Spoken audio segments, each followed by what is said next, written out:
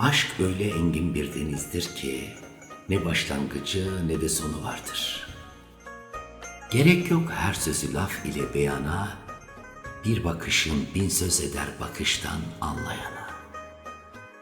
Aşk acısı taşımayan yürek ya deliye aittir ya ölüye. Sen böyle güzelken bana söz düşmez. Bakma böyle yazılar yazdığıma. Ben aslında oku emrine amade, seni okuyorum sevgili. Bırakacağın eli hiç tutma, tutacağın eli ise hiç bırakma. Sahte sevgilere gül olmaktansa gerçek sevgilere diken ol. Minareden düşenin parçası bulunur, bulunur da gönülden düşenin parçası bulunmaz. Ey gönlümün sol yarısı, aklıma koydum seni, aklım almadı, yüreğime bıraktım, sana doymadı. Suskunluğum asaletimdendir, her lafa verecek cevabım var. Lakin bir lafa bakarım laf mı diye, bir de söyleyene bakarım adam mı diye. 1000 sene de okusam, ne biliyorsun diye sorsalar, haddimi bilirim derim. Dilini terbiye etmeden önce yüreğini terbiye et. Çünkü söz yürekten gelir, dilden çıkar. Seni seveni zehir olsa da yut, seni sevmeyeni bal olsa da unut. Dost ise düşünme, ver ömrünü gitsin. Dost değilse hiç bekletme, yol ver gitsin. Kabiliyetsiz olmak bir kusur değildir. Ama karaktersiz olmak çok büyük bir kusurdur. Her olayı hayır bil, her geceyi kadir bil, her geleni Hızır bil. Bozuk olunca maya, ne ar tanır ne de haya. Bitkinin güzelliği tohumun iyiliğinden, insanın güzelliği ise kalbinden gelir. Akılsız yüzü güzele, akıllı gönlü güzele talip olur. Zaman yüz güzelliğini tüketir ama gönül zenginliğini artırır. Eğer Rabbim seni bana yazmışsa benden kaçış yok.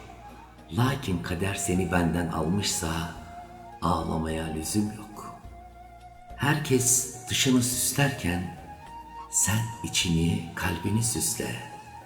Herkes başkasının ayıbını araştırırken sen kendi ayıplarınla meşgul ol. Gönlü aydın bir kişiye kul olmak, padişahların başına taç olmaktan iyidir. Cahil ile sohbet etmek güçtür bilene. Çünkü cahil ne gelirse söyler diline. Ey gönül, en acı ilaç ayrılıktır. Zira onun içinde aşk gibi bir şifa saklıdır. Düşüncen konuşmana, konuşman hareketine, hareketin kaderine yansır. Güzel düşün, güzel yaşa.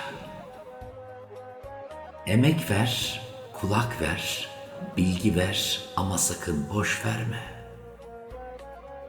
Her yerde olmak gibi bir duan varsa gönüllere gir. Çünkü sevenler sevdiklerini gönüllerinde taşırlar.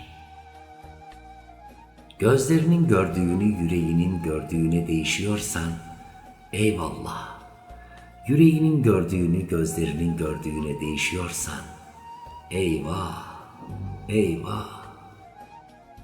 İnsanları tanımak için tüm gücünüzü verin ama tüm sevginizi vermeyin. Çünkü onları tanımaya başladıkça verdiğiniz sevgiye acıyacaksınız. Bencillik gözüne takılmış ayna gibidir.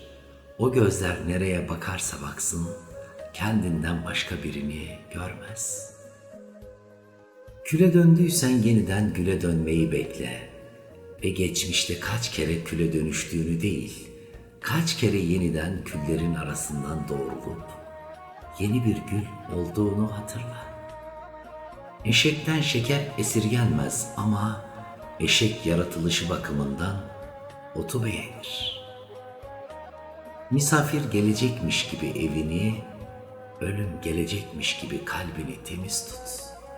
Sevgi şifadır, sevgi güçtür, sevgi değişimin mührüdür. İyilik aradın mı, insanda kötülük kalmaz. Gönlüm dilime dargın, dilim gönlüme. Gönlüm duygularını anlatamadığı için kızarken dilime, dilim anlatamayacağı şeyleri düşündüğü için kızıyor gönlüme. Bir günah işlediğinde hemen tövbe et. İnsan suya düştüğü için değil, sudan çıkmadığı için boğulur. Sen diri oldukça ölü yıkayıcı seni yıkar mı hiç?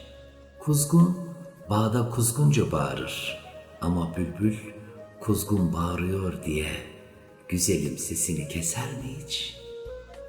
Cahil insan gülün güzelliğini görmez, gider dikenine takılır. Konu ne olursa olsun verdiğin üzüntü ve aldığın ah bir cam parçasından daha keskindir.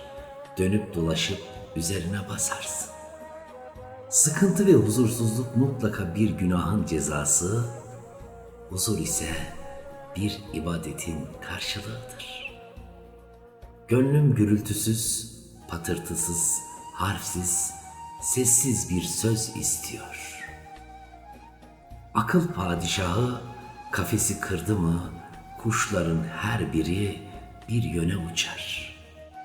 Tam inanç aynası kesilen kişi kendini görse bile Allah'ı görmüş olur.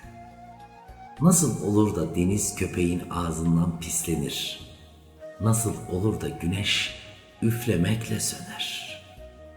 Pirenin ısırışından meydana gelen yanış, seni yılan soktu mu yok olur gider. Hırs çirkinlikleri bile güzel gösterir. Aynı dili konuşanlar değil, aynı duyguları paylaşanlar anlaşabilir. Akıl bütün gidilecek yolları bilse bile, gene aşk yolunu bilemez, şaşırır kalır. Eğri ayağın gölgesi de eğridir. Hiçbir kafire hor gözle bakmayın, çünkü Müslüman olarak ölmesi umulur. Irmak suyunu tümden içmenin imkanı yok. Ama susuzluğu giderecek kadar içmemenin de imkanı yok. Bilgi sınırı olmayan bir denizdir. Bilgi dileyense denizlere dalan bir dalgıçtır.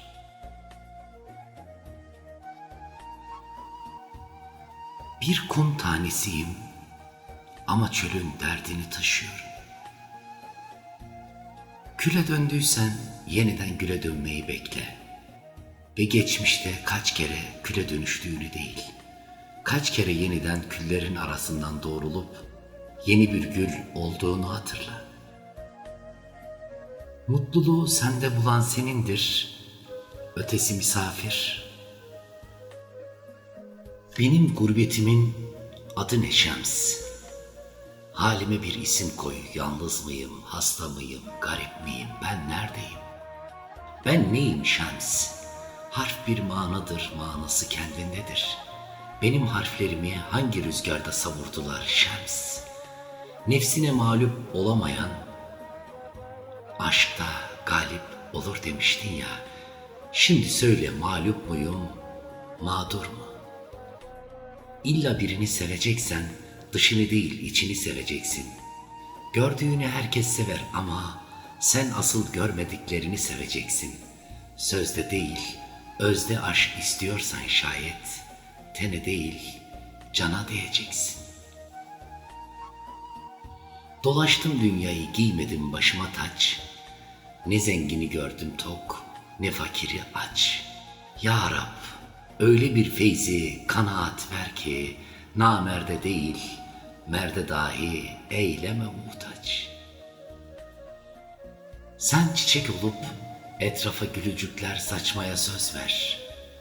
Toprak olup seni başının üstünde taşıyan bulunur. 1000 senede okusam, ne biliyorsun diye sorsalar bana, haddimi bilirim derim. Mevlana Hazretleri. Mevlana Hazretleri der ki, sevgide fedakarlık yolunu bilmeyenleri asla gönül kapınızdan içeri sokmayın. İnsanı gördüklerinden ibaret sayma, görmediklerinde ara. İçidir hakikatin resmi, dışı sadece bir manzara. Kardeşim sen düşünceden ibaretsin, geriye kalan et ve kemiksin. Gül düşünürsün, gülistan olursun, diken düşünürsün, dikenlik olursun. Yorulacaksan, zorlanacaksan, şikayetçi olacaksan, keşkelere sığınacaksan, söze ama diye başlayacaksan, girme aşk yoluna. Ey gönül, dikkat et ahir zaman bu. Nefsine uyup da surete aldanma. İblisin bile maşallah dediği kullar var. Seveceksen sev, vefa nedir, takva nedir bileni, içinde cennet saklayan virane kullar var. Ben Ömer Hançeri. İstiyorsan hakka varmayı, meslek edin gönül almayı. Bırak saraylarda mermer olmayı, toprak ol bağrında, güller yetişsin. Sordum aşkın sırrı nedir? Dedi yarda yok olmaktır. Sordum yarın isteği nedir? Dedi samimi olmaktır. Sordum samimiyet nedir?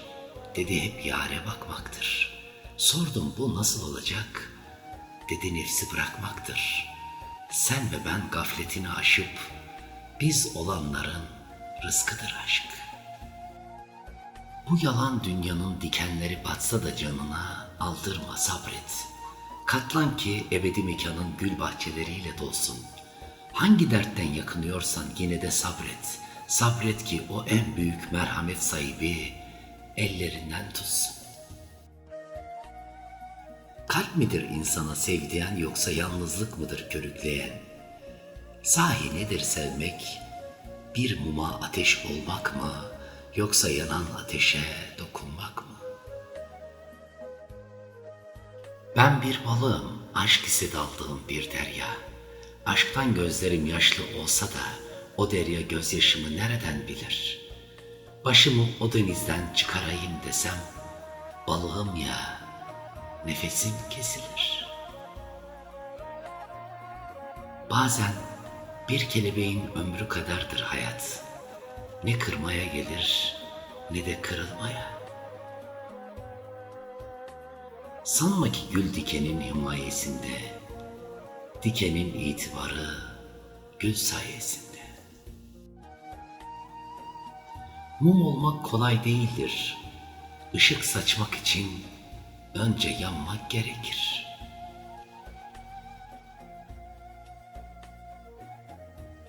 Ne güzel demiş Mevlana Hazretleri, çektirilen acı havada asılı kalmaz, çektirenin başına düşer, sabret. Mutluyum çünkü yol yakınken dönüşlerim var. Huzuruma şaşırmayın çünkü yarı yolda duranlardan koşar adım gitmişliğim var. Kızmayın aşktan caymışlığıma, benim karşıdan tanımama gibi bir özrüm var. Gelsin hayat bildiği gibi, elinde ne varsa hayata dair. Ötesi hiçbir şey ya da vesair, gerisi misafir. Değer verdiğin şey layık olanda incili kaftan, layık olmayanda yamalı fistan gibi durur. Beni kimsenin bilmesi önemli değil, Rabbim bilsin yeter. Kim ne derse desin, bana Rabbim kulum desin yeter. Sıkıntılar misafirdir, gelir ve gider. Önemli olan gönderenin hatırına misafire sabretmektir. Susluysak saf olduğumuzdan değil, Allah'a bıraktığımızdandır. Herkes fıtratına uygun kişilerle olması gereken yerdedir. Ne kargayı gül bahçesine ne de bülbülü çöplüğe alıştırabilirsin. Olgun insan Allah der yürür, hayat der gülümser, kısmet der her halinden razı olur. Mutsuzum diye bahane arama, Rabbin o kadar güzellikler vermiş ki, uyan da kalp gözünü arala. Mevlana Hazretleri der ki, sarılmayı bilir misin sahiplenmeyi? Sahiplendiğinde sadık kalmayı, sen bilir misin aşık olmayı? Bölünebilir misin ikilere, üçlere, gerekirse binlere? Yapabilir misin gerçekten, sevebilir misin? Sevmenin demesi olmaz unutma. Ya çok seversin bir kere ya da hiç sevmezsin. Geçmişini iyi bil ki geleceğe sağlam basasın. Nereden geldiğini unutma ki nereye gideceğini şaşırmayasın. Ey dost, derdin ne olursa olsun, umudun her zaman Allah, Allah, Allah olsun. Sesini değil sözünü yükselt, yağmurdur çiçekleri büyüten, gök gürültüsü değil. Duamdaki gözyaşım kadar edepliydi içime düşen aşkın. Ey benim beşeri aldanışım, ben seni kalbime koyana sevdalıyım. Gözün sevgiliye hasret ise her an nazlı geçer. Sevgi muhabbet yoksa gülüşün hazan saçar. İki cihan bir olunca benlik aradan çıkar. Gönül sevgiliyi bulmuşsa kuru dal bile çiçek açar. Sabır nedir? Dikene bakıp gülü, geceye bakıp gündüzü düşünmektir. Bilmez misin ayın hilalden dolunaya varması için zaman gerekir. Olgun insan Allah der yürür, hayat der gülümser, kısmet der her halinden razı olur. Öfke rüzgar gibidir, bir süre sonra diner ama birçok dal kırılmıştır bile. Ağaç dalındayken bilmezmiş yaprağın kıymetini, düşünce anlarmış onu ne kadar çok sevdiğini. Sen içine yönel, dışından seni habersiz sansınlar. Ne güzel haldir ki o, sen akıllı ol, seni deli sansınlar. Aklına yalnızlık gelmesin, mesafeler yalandır. Acılar yüreğini daraltmasın, dünya imtihandır. Sığın o Rabbe ki, cezası bile lütfundandır. Sabret ey yar, zahmette rahmet var. Vuslatın kıymeti olmazdı, iyi ki hasret var. Tökezlersen eğer kaldır ellerini, Rahman ve Rahim olan Allah, Allah var. Üzülme der Mevlana Hazretleri ve devam eder. Bir yandan korku, bir yandan ümidin varsa iki kanatlı olursun. Tek kanatla uçulmaz zaten. Sopayla kilimi vurmanın gayesi kilimi dövmek değil, kilimin tozunu almaktır. Allah sana sıkıntı vermekle tozunu kirini alır. Niye kederlenirsin? Taş taşlıktan geçmedikçe parmaklara yüzük olamaz. Yüzük olmak dileyen taş, ezilmeyi, yontulmayı göze almalıdır. Mevlana Hazretleri. Herkesin günahını kapatamayacağına göre kendi göz kapağını kapat. Nerede su olursa orada yeşillik olur. Gözyaşı Hakk'ın rahmetine vesiledir. Nemli gözle bostan kuyusu dolabı gibi inle ki can meydanın yeşersin, orada bahar olsun. Tövbe bineği şaşılacak bir binektir. bir solukta aşağılık dünyadan göğe sıçrayıverir.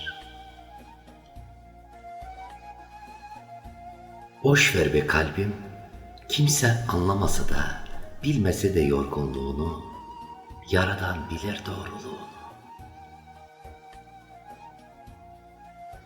Kalbimi ve ruhumu vermemin bir yararı yok. Sen zaten bunlara sahipsin. O yüzden sana bir ayna getirdim. Kendine bak, beni hatırla. Bu dünya bir ağaca benzer. Biz de bu ağaçta yarı ham, yarı olmuş meyveler gibiyiz. Yüreğimiz kıymet bilene emanet. Bir gönül yapmak gelmiyorsa elinden, bari bir gönül yıkılmasın dilinden. Yaydan fırlayan ok gibidir ağızdan çıkan bir söz ve hiç geri dönmüş değildir atıldıktan sonra bir ok. Gerçek aşkı bilen kalp bir damla suya bile hürmetle bakar. Odun yanınca kül olur, insan yanınca kul olur. Çalış, çabala da nura ulaş. Pekmez içinde ne kaynatılırsa pekmez lezzeti alır. Havuç, elma, ayva, ceviz pekmezde kaynasa pekmez tadı alır. Bilgi nura karışırsa inatçı ve kötü kişiler bile bilgiden nur bulurlar. Aşk beni arif etti, inceltti, zarif etti. Ben aşkı bilmez idim, o beni tarif etti. Can ve gönülde yani kalpte hakikat coşkunluklarını kaldıracak, takat kulakta da bunu işitecek istidat yoksa ben kime ne söyleyeyim? Kaderde sevmek var ama kavuşmak yok ise şayet. Olsun, vuslata aşık gönül susmaya da razı. Büyük Allah'tan bizler niye terbiye isteriz? Çünkü terbiyesizler Allah'ın lütfundan mahrumdurlar. Terbiyesiz yalnız kendine kötülük etmez. Bütün utanç ve erdem ufuklarını ateşler. Dediler ki gözden ırak olan gönülden de ırak olur. Dedim ki gönle giren gözden ırak olsa ne olur? Kimle gezdiğinize, kimle arkadaşlık ettiğinize dikkat edin. Çünkü bülbül güle, karga çöplüğe götürür.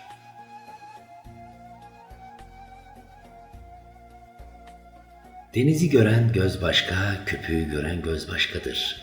Köpüğü bırak da denizin gözüyle bak sen. Köpükler gece gündüz denizden meydana gelir. Onları deniz harekete geçirir. Fakat ne şaşılacak şey ki sen köpüğü görüyorsun da denizi görmüyorsun. Değil mi ki gönül mutfağında yemekler tabak tabak?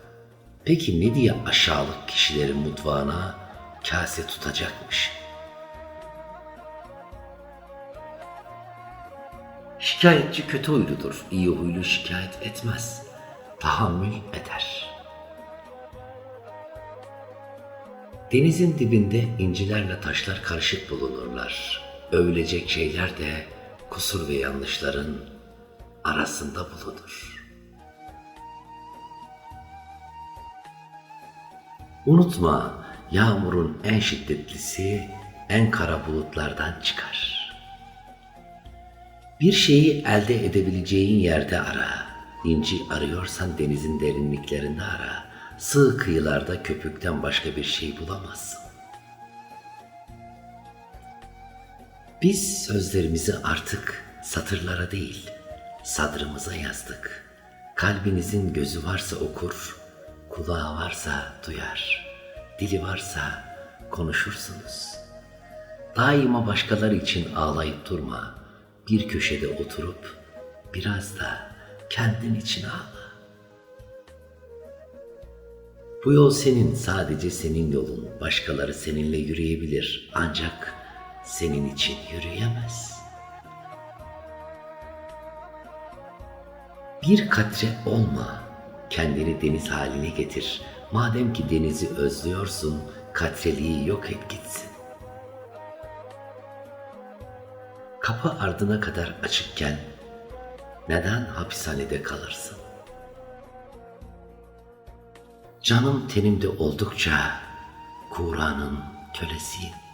Ben Hakk'ın seçkin peygamberi Muhammed'in yolunun toprağıyım.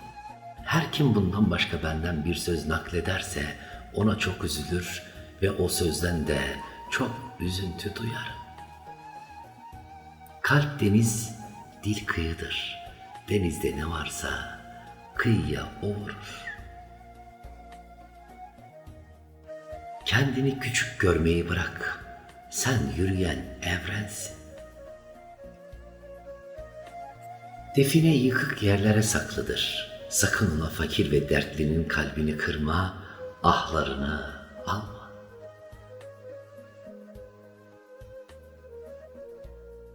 Öğüt verecek insan değil, örnek olacak insana ihtiyaç var. Fetva veren çok olur ama takvayla yaşayan az bulunur. Hazreti Mevlana. Bülbüllerin güzel sesleri beğenilir de bu yüzden kafes çeker onları. Ama kuzgunla baykuşu kim kor kafese?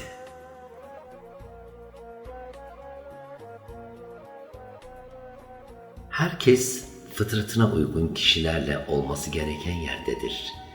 Ne kargayı gül bahçesine ne de bülbülü çöplüğe alıştırabilirsiniz.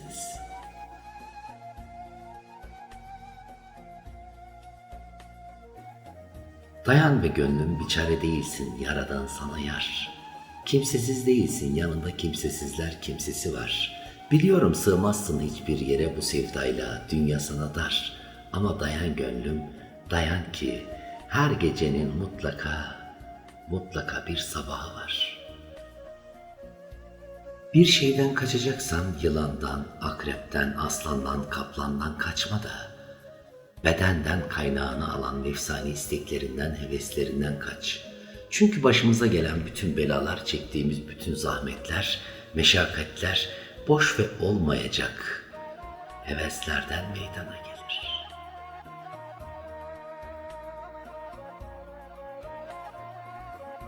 Kardeşim sen düşünceden ibaretsin, geriye kalan et ve kemiksin.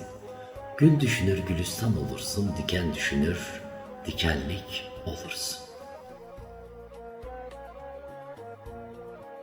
Çocukluğunda oyun, gençliğinde sarhoşluk, ihtiyarlığında tembellik, ne zaman Allah'a kulluk edeceksin?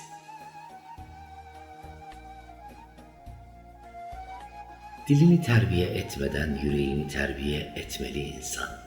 Çünkü yürekte ne varsa dilden de o çıkar.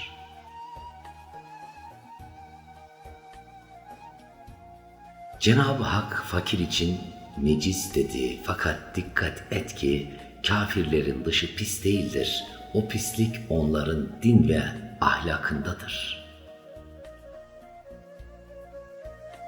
Ben şu dünyada güzel huydan daha iyi bir haslet ve ehliyet görmedim. Daha ne kadar ihtiyaçlar içinde çırpınan canı düşüneceksin? Ne vakte kadar sıkıntılarla, kavgalarla dolu dünya için tasalanıp duracaksın? Dünyanın senden alabileceği ancak bu bedendir. Şu böceklere yem olacak, bu et yığınını bir çöplük say da bu kadar düşünceye dalma. Cahil kişi gülün güzelliğini görmez, gider dikenine takılır. Cebi zengin fakat ruhu fakir olan insanın hali çok rezil. Çünkü o her şeyin fiyatını bilir, değerini değil. Bencillik gözüne takılmış ayna gibidir. O gözler nereye bakarsa baksın, kendinden başka birini görmez. Bütün kainat birbirine sevgiyle bağlanmış. Sevgini vermesini öğren. Çünkü gönlün anlasın ki hepsine yer varmış. Sevgisiz insandan dünya unutma ki korkarmış. Ölüm senin peşindeyken sen neyin peşindesin ey insan? Çalınan her kapı hemen açılsaydı, ümidin, sabrın, isteğin derecesi anlaşılmazdı. Bir kelebek avcısı bile çalıların yırttığı ayaklarla koşmak zorundaysa, hayatın anlamını eliyle koymuş gibi bulmak kimin harç? Bir gönül mü kırdın, ağlamalısın. Hele özür dilemesini bilmiyorsan, senden dost olmaz, yaren olmaz. Ya incittin, kırdığın gönlü Allah seviyorsa?